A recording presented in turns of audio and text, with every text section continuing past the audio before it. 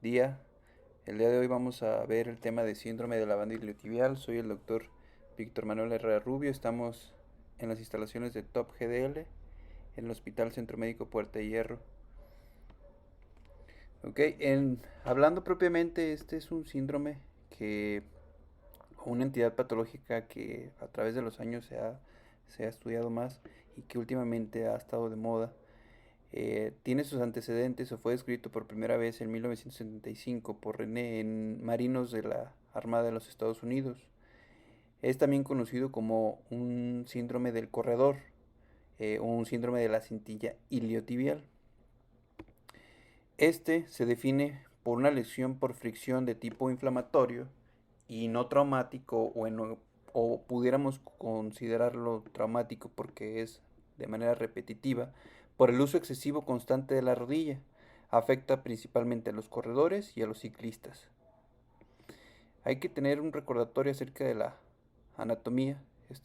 La banda iliotibial es una fascia de un tejido fibroso y grueso que se encuentra en la parte lateral del muslo y que se origina desde la fascia lata que se inserta por arriba de la cadera y sobre la cresta ilíaca. Continúa su recorrido hacia abajo de una manera descendente y cubre y pasa sobre el trocánter mayor donde se le unen algunas fibras del glúteo medio y también fibras del tensor de la fascia lata. Continúa su trayecto hacia abajo, ya como la banda iliotibial, hasta llegar al cóndilo femoral externo. Pasa sobre el epicóndilo lateral externo y continúa su camino cruzando la rodilla hasta llegar a su inserción en el tubérculo de Yerdi. En cuanto a la clínica, el paciente va a llegar a nuestra consulta refiriendo dolor, la mayor parte en la región lateral de la rodilla, un dolor de tipo punzante, urente y que se desencadena con el ejercicio o después de la actividad física que haya realizado nuestro paciente. Muchos de ellos tienen la característica de ser corredores o que acaban de realizar la actividad física. En cuanto a la fisiopatología, esta se genera por un contacto continuo entre la banda iliotibial y el epicóndilo lateral en la región externa e inferior de la rodilla. Se desarrolla de una manera gradual, de una manera progresiva, durante los entrenamientos que tiene el paciente, ya sean intensos o un uso excesivo de la misma articulación. El mayor punto del choque es a los 30 grados de la articulación, como lo podemos ver, este sería el mayor punto de choque y del roce entre la banda iliotibial y el epicóndilo.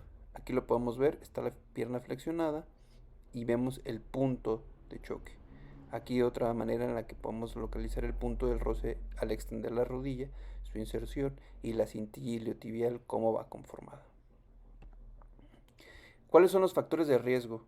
Una banda que sea corta, que esté muy tensa, un epicóndilo femoral que esté muy prominente, un geno varo con torsión tibial interna, un talones varos, un varo del antepié, pies cabos, una debilidad del glúteo medio y del tensor de la fascia lata, una debilidad en cuádriceps y en los isquiotibiales, una discrepancia en los miembros pélvicos o en los miembros inferiores, una técnica incorrecta del entrenamiento. Aquí podemos incluir un zapato inadecuado del paciente. Muchos de los pacientes que dicen vamos a correr y se lanzan a correr con cualquier tipo de zapatos. No, hay que utilizar un zapato adecuado para realizar este tipo de ejercicios. Omitir el calentamiento o el estiramiento previo a la competencia o a la actividad deportiva, este es un punto muy importante. Siempre hay que realizar estiramientos antes de realizar cualquier actividad física o un entrenamiento excesivo. Las pruebas que podemos realizar durante el consultorio, durante nuestra consulta que sospechemos esta entidad, son tres pruebas: el test de Over, Noble y René.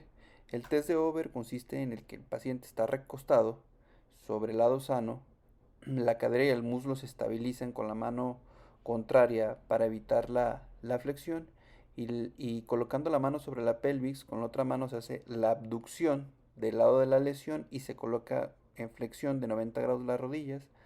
Después es una extensión de la cadera y a continuación se suelta más bien el miembro afectuado. Y en dado caso de que sea negativa la prueba, vamos a ver que la pierna va a caer. Y en un momento dado en que sea positivo, la prueba o la extremidad va a caer de una manera lentamente o no va a descender. Esto nos habla de que hay una contractura de la banda iliotibial. En el test de Noble Se efectúa con el paciente recostado en decúbito supino. El dedo pulgar del médico o del explorador se localiza sobre el cóndilo lateral externo y se efectúa una flexoextensión en la rodilla del paciente. El dolor aparece cuando la rodilla está en una flexión aproximadamente de 30 grados. Y en el test de René, el paciente está está de pie, apoya sobre el miembro afectado y hace una semiflexión de un poco más de 30 grados. Si el dolor aparece en ese momento, se considera que es una prueba positiva.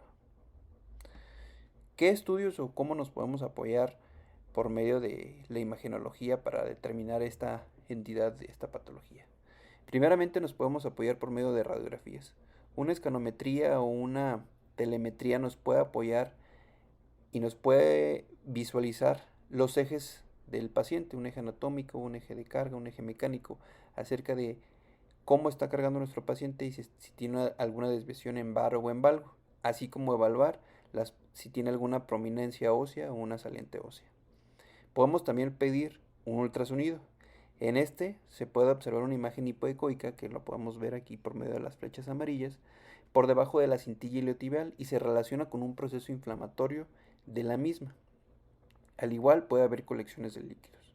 En una resonancia magnética puede haber una señal hiperintensa en el T2 entre el epicóndilo externo del fémur y la banda iliotibial, lo que sugiere un proceso inflamatorio o edema de las partes blandas, así como una colección líquida en la bursa a nivel del cóndilo externo del fémur, como lo señalan aquí los círculos. De esta manera lo podemos ver, podemos evaluar el tejido inflamatorio. Acá lo podemos ver de otra manera. El tratamiento. El tratamiento consiste en devolver al deportista que él haga sus actividades físicas sin dolor, controlar la inflamación o el proceso inflamatorio y modificar la actividad en dado caso de que el paciente no esté haciendo los ejercicios de una manera adecuada o no caliente, no estire, y corregir los factores de riesgo. En la mayor parte del tratamiento se enfoca a un tratamiento conservador. Existen grados, o podemos clasificar esta patología en distintos grados. En el grado 1, el dolor no se produce durante la actividad deportiva habitual y normal. O sea, el paciente va a terminar de hacer ejercicio y nos va a decir que no tiene molestias. Más sin embargo, el dolor puede aparecer dentro de las primeras 3 horas y desaparecer sin ningún inconveniente. En el grado 2, el dolor es mínimo y está presente al final del entrenamiento, pero el rendimiento de la actividad no se ve afectado. Prácticamente en estas dos entidades el tratamiento va a ser muy similar. Les vamos a dar al paciente ciertos tipos de ejercicio para que los pueda realizar en casa de una manera que, por ejemplo, aquí esté sentado y pueda estirar la banda iliotibial, o que esté de pie y también puede estirar la banda iliotibial. Incluso puede utilizar algunas bandas, aquí las podemos ver, y este rodillo para poder realizar las actividades físicas y el estiramiento. En el grado 2, incluso después de terminar el ejercicio, el paciente puede utilizar aquí en este momento crioterapia, y si el dolor es un poco más intenso, podemos dar algún antiinflamatorio que no esteroideo. En el grado 3, el dolor ya es mayor, está presente al inicio del entrenamiento y ya interfiere con la velocidad o la duración de la actividad deportiva. En este momento, cuando el paciente nos dice, ¿saben qué? Ya me molesta mucho al realizar la actividad física y estoy viendo mi rendimiento físico afectado, hay que tomar la decisión de enviar al paciente con un fisioterapeuta más o menos por 6 semanas y con la finalidad básica de disminuir el proceso inflamatorio y el fortalecimiento de ciertos grupos musculares como los abductores de la cadera, glúteo medio y el tensor de la fascia lata. También en este punto se puede utilizar la hidroterapia, o sea, el paciente en la alberca, y también realizar ejercicios de estiramiento y fortalecimiento de esa región de los músculos que está debilitada. En el grado 4, el dolor ya en este momento va a restringir el entrenamiento del paciente y también es notorio que tiene molestias y dolores durante las actividades de la vida diaria. O sea, el paciente va a terminar de hacer ejercicio, va a tener molestias. El paciente va a realizar cualquier actividad física como ir al supermercado o realizar cualquier actividad física, va a tener dolor. En este punto podemos considerar las inyecciones locales de corticosteroides. Se consideran en este momento en casos muy graves en en las que la terapia física no tuvo respuesta eh, inmediata o una respuesta adecuada. Al igual, los medicamentos orales no tuvieron una respuesta muy favorable. En este punto se puede apoyar por medio de ultrasonografía para colocar el paciente, o para, más bien para colocar el medicamento en una posición correcta. Incluso se puede apoyar de un poco de anestésico local para que estar un poco más seguros de que el medicamento se colocó en un lugar adecuado. No hay que utilizar más de 3 infiltraciones y normalmente después de una infiltración el paciente va a estar sin dolor o va a disminuir el dolor. Son prácticamente 2 semanas sin realizar actividad física para después realizar o reintegrarse de una manera progresiva a la actividad física. No hay que olvidar que en este punto 3, a pesar de que ya le inyectamos esteroides o lo infiltramos a nuestro paciente, podemos regresar al punto 3 en las actividades físicas y en la rehabilitación que consideremos sea para nuestro paciente. En el grado 5, la sintomatología no ha disminuido, requiere terapias distintas, por ejemplo cirugías, eh, y si el paciente no está dispuesto a renunciar a su actividad física, podemos proponerle este tipo de tratamiento. La cirugía en la mayoría de las ocasiones consiste en un alargamiento de la banda iliotibial, donde se acumula más la fricción y puede ser de una técnica en Z, como lo podemos ver aquí. E incluso puede ser una técnica en la que hagamos pequeñas fenestraciones de 1 a 2 milímetros de esta manera cerca de su inserción, o acá lo podemos ver de otra manera. También existen otro tipo de cirugías en el que, por ejemplo, aquí se realizó una cetoplastía o una resección elíptica en la que también se reseca la bursa o alguna exostosis que tenga el paciente.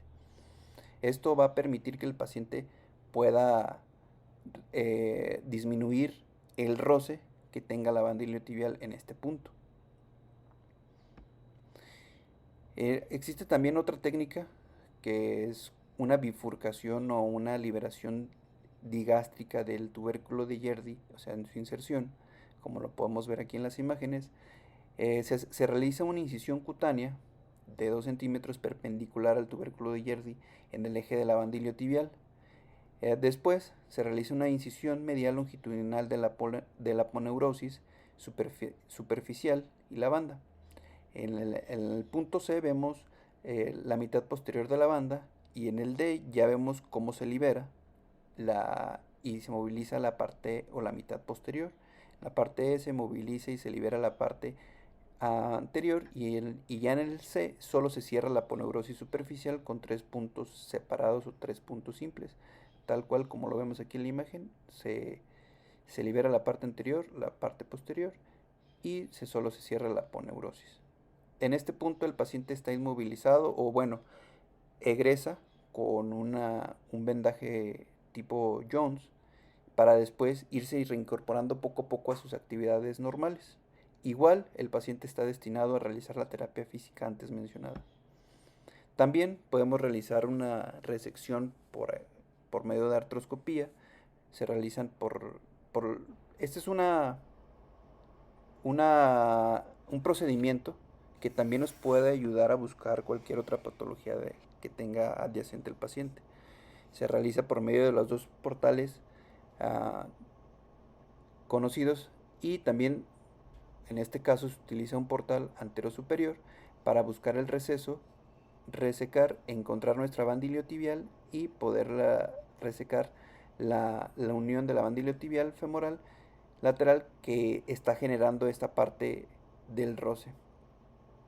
El paciente se inmoviliza más bien con un vendaje, se da de alta y se reintegra a sus actividades más o menos a la 4ª semana. En este punto podemos ver los distintos tipos de cirugía que podemos encontrar.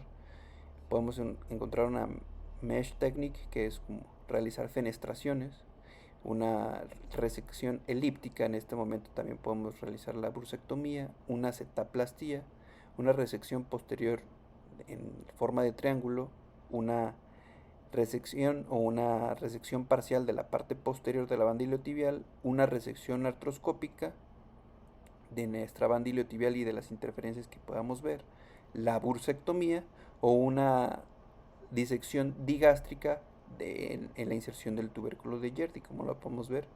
Aquí está la disección. ¿Qué podemos llevar a casa o qué podemos resumir en esta patología?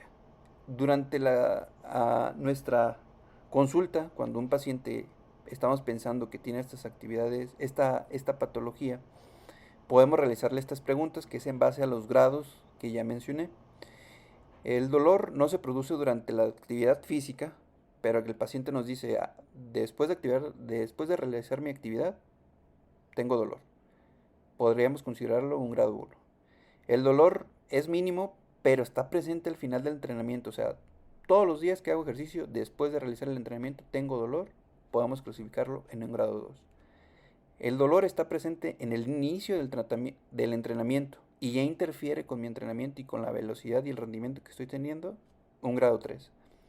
El dolor restringe el entrenamiento y también es notorio que presente molestias y dolores durante las actividades de la vida diaria, podríamos considerarlo un grado 4. Es un paciente que prácticamente va a tener el dolor día y noche. Siempre va a tener dolor.